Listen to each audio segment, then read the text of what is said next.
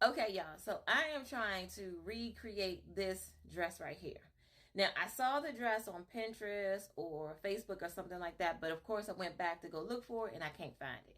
So I've searched all around, but I remember what the dress looked like. So I put together last night with my muslin, I did a little visual of what I remember in my head on my mannequin. So that again, that picture is up here.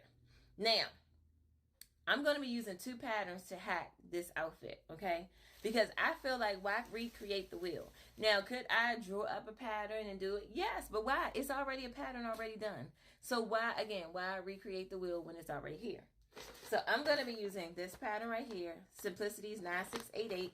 We're going to be doing view A, this dress down at the bottom. And I'm using this dress because it has a low back. So the back is low. Right there, you can see the back right there. The back is low.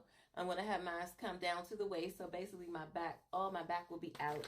And then I'm going to be using this pattern right here, McCall's R11713. It's probably something else in McCall's, but this is the pattern I have because I want my skirt to look like this.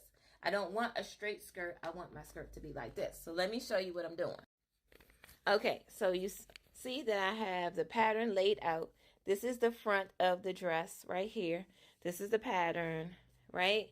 But again, remember I said I don't want this skirt bottom. I want my skirt to be more flared out.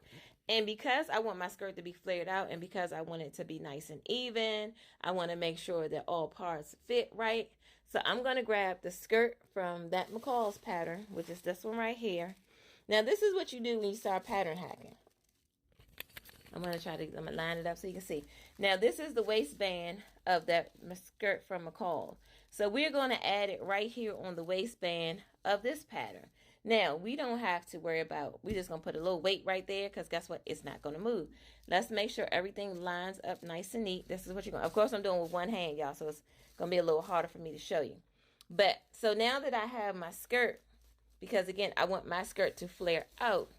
So now this is my new pattern.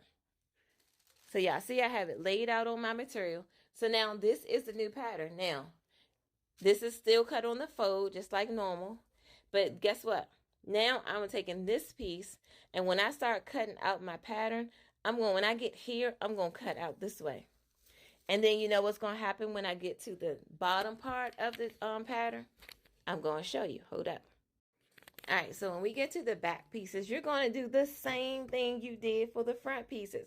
We're going to find our center back, and we're going to line up our center backs together, just like this, as you can see. Now, this one you can see that there's a little dip right here because, again, this is a skirt, so this doesn't have the waistband. This waistband is already included, so you know what I'm going to do? I'm going to continue to use this waistband right here because this is going to match my front pieces that I'm cutting out. But when I get right here is when I'm going to swoop on out.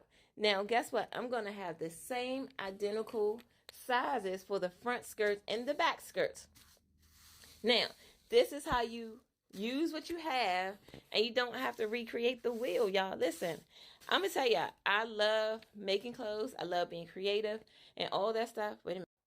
But sometimes I don't feel like recreating a pattern or making a new pattern or killing some more trees and using paper. You know, I got plenty of big paper in here that I could have just made the pattern out myself. But I didn't want to do that.